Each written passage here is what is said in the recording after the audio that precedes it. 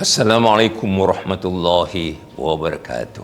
Bismillahirrahmanirrahim. Alhamdulillahirabbil alamin. Wassalatu wassalamu ala sayyidina Muhammadin asyrafil mursalin wa ala alihi wa sahbihi ajma'in. Saudara-saudari, para pendengar dan para penonton Radio An-Nur Majlis Agama Islam Negeri Johor. Bersama-sama kita dengan tajuk kita ialah peristiwa Isra' Mi'raj. Di antara pengajaran yang kita ambil daripada peristiwa Isra' Mi'raj ini ialah tentang penerimaan perintah Allah SWT kepada Nabi Muhammad SAW, iaitu wahyu, iaitu dengan perintah solat, solat 5 waktu. Di mana Rasulullah SAW setelah Isra' daripada maksudnya Isra' itu berjalan daripada Masjidil Haram ke Masjidil Aqsa. Itu berjalan waktu malam. Sementara Mi'raj itu ialah naik, iaitulah perjalanan baginda daripada Masjid Aqsa hingga naik ke langit ketujuh dan ke Sidratul Muntaha, di mana baginda telah bertemu sebagian para rasul dan diperlihatkan kepada baginda juga syurga dan neraka serta tanda-tanda sebagaimana dalam firman Allah dalam surah Isra', linuriyahu min ayatina. Tujuan dibawa berjalan itu ialah untuk memperlihatkan kepada Rasulullah tanda-tanda kebesaran Allah Subhanahu wa taala. Jadi disitulah Allah diperlihatkan tanda-tanda kebesaran di langit pertama sampai langit ketujuh sampai ke Sidratul Muntaha. Bahkan dibawa baginda ke syurga dan neraka. Itulah dia di antara tanda-tanda kebesaran Allah Subhanahu wa taala. Baginda telah diwahyukan pula dengan kewajipan solat, yang merupakan ibadah yang paling utama bagi umat manusia, iaitu itulah ibadah setelah beriman, ibadah yang pertama yang diperintahkan oleh Allah Subhanahu wa taala kepada Muhammad dan disampaikan kepada umat Islam. Kemudian Rasulullah sampaikan kepada para sahabat ketika itu, dan dibacakanlah atau ditunjukkanlah bagaimana Rasulullah itu sembahyang kepada para sahabat, dan sampailah ajaran solat itu kepada kita hari ini melalui kitab-kitab yang ditulis oleh para ulama kita. Inilah merupakan ibadah yang paling utama bagi umat manusia. Selaras dengan hadis Rasulullah SAW di riwayat Imam Bukhari daripada Ibn Abbas bahawa baginda sallallahu alaihi wasallam bersabda, kemudian aku dimi'rajkan hingga sampai ke satu tempat yang aku dapat mendengar suara pena yang menulis. Kemudian Allah mewajibkan kepada umatku solat sebanyak 50 kali. Maka aku pergi membawa perintah itu hingga aku berjumpa dengan Nabi Musa AS. Lalu Nabi Musa bertanya kepada Nabi Muhammad SAW, apa yang Allah perintahkan buat umatmu? Lalu Nabi menjawab, solat 50 waktu. Lalu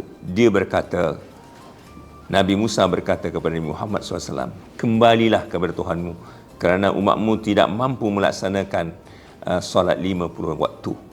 Maka Nabi Muhammad SAW kembali kepada Allah SWT untuk meringankan jumlah sembahyang itu. Lalu kembali semula kepada Nabi Musa, dan Nabi Muhammad katakan bahawa Allah telah mengurangi setengahnya. Tetapi Nabi Musa berkata lagi, kembalilah kepada Tuhanmu kerana umatmu tidak mampu melaksanakan jumlah yang begitu. Lalu Nabi Muhammad kembali lagi menemui Allah Subhanahu wa taala untuk mengurangi jumlah sembahyang itu. Kemudian bertemu semula Nabi Musa. Lalu berkatalah Nabi Muhammad SAW kepada Nabi Musa, telah dikurangkan sedikit daripada jumlah 50 itu.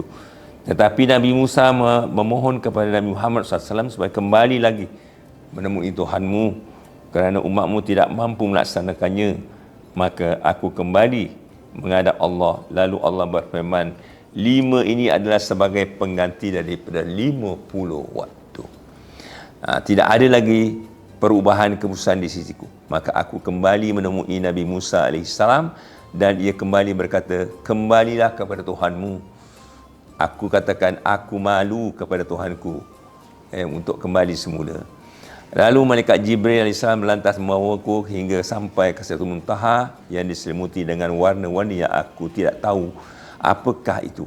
Kemudian aku dimasukkan ke dalam syurga. Ternyata di dalamnya banyak kubah-kubah berbuat daripada mutiara dan tanahnya daripada minyak kasturi. Itu cerita Nabi sallallahu alaihi wasallam yang wajib kita beriman. Kerana kita umat Islam adalah beriman kepada Rasulullah sallallahu alaihi wasallam. Bagaimana tadi Nabi mendapat perintah solat.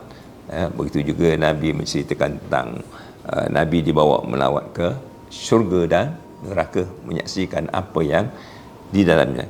Inilah di antara yang kita wajib beriman, cerita tentang Isra' Mi'raj Rasulullah SAW berlaku pada baginda SAW. Jadi baginda SAW antaranya menganugerahkan mukjizat yakni tidak pernah dilakukan pada nabi-nabi yang lain. Inilah hadiah yang besar kepada umat kita, umat Nabi Muhammad sallallahu alaihi wasallam, iaitulah ibadah sembahyang. Jadi oleh itu kepada kita umat Islam hari ini perlulah kita mengambil iktibar bahawa pentingnya ibadah solat itu kepada umat Muhammad sallallahu alaihi wasallam, kerana inilah ibadah yang pertama sekali diperintahkan oleh Allah kepada Nabi Muhammad untuk disampaikan kepada umatnya, yakni umat Nabi Muhammad sallallahu alaihi wasallam. Jadi sembahyang ini pengajarannya bahawa kita umat Islam tidak boleh meninggalkan ibadah solat ini, kerana ini adalah yang utama yang telah diperintahkan oleh Allah Subhanahu wa taala kepada kita. Jadi sempena dengan peristiwa Isra' Mi'raj ini, sempena dengan juga peristiwa di bulan Rajab ini, maka kita umat Islam perlu membuat persiapan untuk menghadapi pula satu bulan, iaitu bulan Sya'ban dan bulan Ramadan. Jadi apa yang kita perlu pertingkatkan hari ini ialah pertingkatkan si pelaksanaan solat kita, kerana kita akan berhadapan lagi dengan satu sembahyang sunat yang diperintahkan untuk dilakukan pada bulan Ramadan, iaitu sembahyang tarawih. Jadi perlu persiapan daripada sekarang untuk melatih diri kita, rohani kita, untuk membangun, membangun tidak lagi seperti bulan-bulan yang lalu.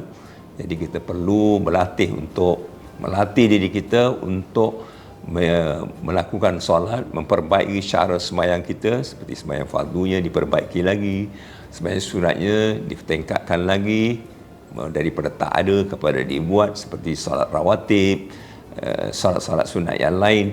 Ini di antaranya perubahan-perubahan yang perlu kita laksanakan sempena bulan Rajab ini, bulan berlakunya Isra' Mi'raj. Sebab itulah di setengah masjid imam-imam kita berdoa dan kita aminkan, iaitulah mohon keberkatan bulan Rajab. Berkatilah kami di bulan Rajab, berkatilah kami di bulan Sya'ban, dan balighna Ramadan, ketemukan kami dengan Ramadan.